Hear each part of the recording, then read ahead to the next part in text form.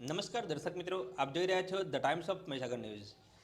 સંતરામપુરમાં પીવાના પાણીની પાઇપલાઇનનો વાલ્વ છેલ્લા કેટલાક સમયથી લીકેજ હોવાથી પાણીમાં ફાલતુમાં અબજો લીટરોનો વેડફાટ।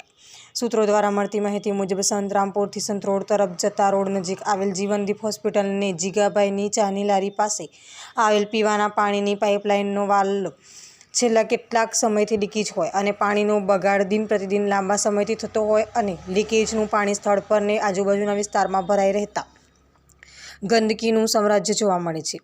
સાથે અને મચ્છરોનો પણ ત્રાસ દિન પ્રતિદિન વધી રહેલ જોવા મળે છે।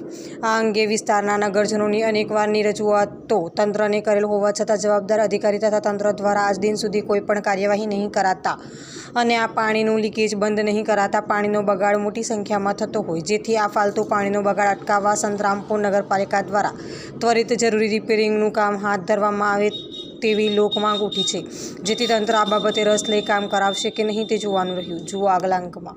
આપના વિસ્તારના પડે પણના સમાચાર જોવા માટે અમારી channel the times of Mahisagar ન્યૂઝને